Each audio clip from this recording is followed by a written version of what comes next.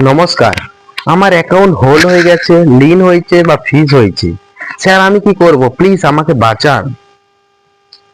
Sir আমাকে arrest করে নেবে, আমি গেম খেলে নিয়েছি স্যার, অ্যারেস্ট করে নেবে, আমাকে অ্যারেস্ট করে নেবে, আমাকে বাঁচান। অ্যাকাউন্টে টাকা হোল্ড বা ফ্রিজ বা লিন হলে ভয় বা প্যানিক হবেন না, থামুন। অ্যাকাউন্টের টাকা হোল্ড হয়ে গেছে, সেই ক্ষেত্রে ফোন করছে স্যার আমাকে বাঁচান, আমাকে পুলিশ সাইবার ক্রাইম থেকে হোল্ড হয়ে গেছে। সেক্ষেত্রে কি করব স্যার? অনেক মানুষ কিন্তু আতঙ্কিত হয়ে যায়।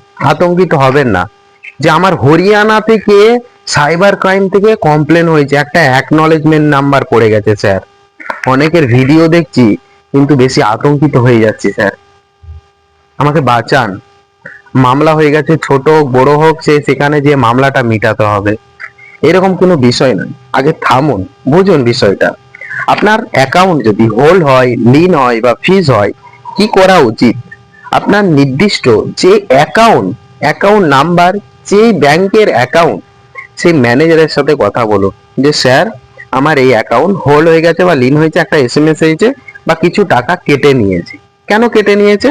আপনার ব্যাংকের ম্যানেজার কিন্তু বলে দিবে যে এখান থেকে সাইবার ক্রাইম থেকে আপনার একটা অ্যাকনলেজমেন্ট নাম্বার পড়েছে, এই জন্য কেটে নেওয়া হয়েছে, আপনি গেম খেলেছেন বা একটা ডিসপিউট অ্যামাউন্ট সমস্যা জনিত বা সমস্যা কারণ বশত আপনার অ্যাকাউন্টটা থেকে টাকাটা কেটে নেওয়া হয়েছে।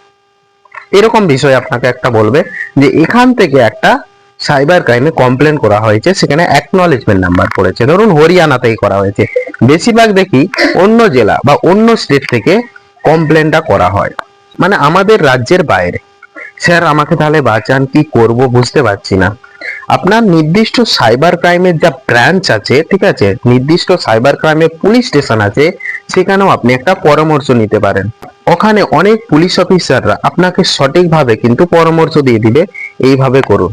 অনেকে ভিডিও দেখে, স্যার মামলা এখানে যে মামলাটা মিটিয়ে আসতে হবে, এই জেলাতে, এই হরিয়ানাতে গিয়ে, দিল্লিতে গিয়ে আমাকে ফ্লাইটের ভাড়া করে দিতে হবে আর ট্রেনের টিকিট করে দিতে হবে, আমি মামলাটা মিটিয়ে আসবো।